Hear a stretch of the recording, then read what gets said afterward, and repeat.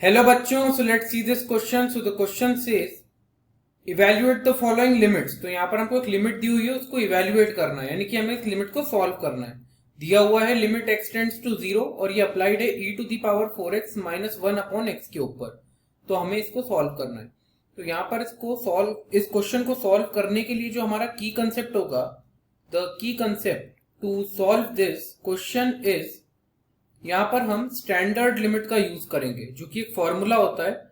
जब भी आपको दिया हुआ हो that limit is x tends to 0 और ये अप्लाइड हो e to the power x minus 1 upon x के ऊपर, तो इसका डायरेक्ट रिजल्ट है हमारे पास, इसकी वैल्यू 1 होती है।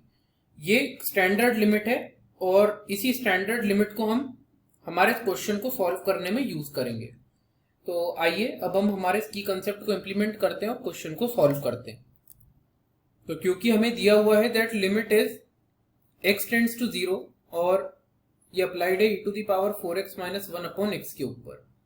तो क्योंकि लिमिट मेरी x टेंड्स टू 0 है, तो मैं x की जगह पर 0 पुट करके देखूंगा कि मुझे वैल्यू क्या मिलती है।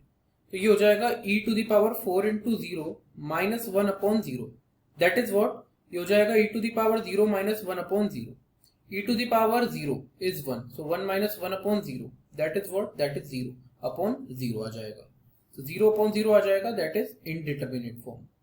तो क्योंकि मुझे एक इनडिटर्मिनेट फॉर्म मिल रहा है, यानी कि एग्जिस्ट नहीं करता है, तो इसको सॉल्व करने के लिए अब हम हमारे की कंसेप्ट को रोल में लाएंगे।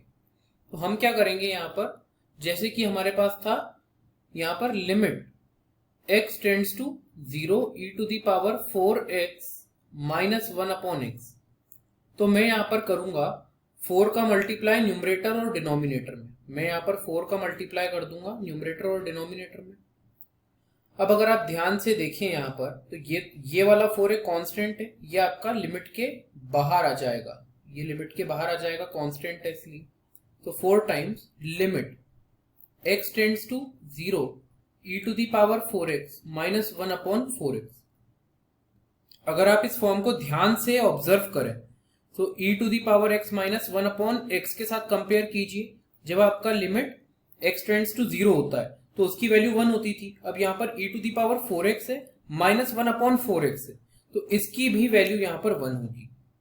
तो यहाँ पर ये 1 हो जाएगा, तो 4 इंटू 1, क्योंकि लिमिट x टेंड्स टू 0 थी आपकी, इसलिए e to the power 4x minus 1 upon 4x 1 के इक्वल होगा। ये हमारा स्टैंडर्ड रिजल्ट है, ये हमने एज ए की कंसेप्ट देखा है। तो 4 इंटू 1 कितना होता है, 4। So 4 is the correct answer of this question, and that is all about solution of this question. I hope you understood the solution well. Wish you best of luck, and with this, thank you.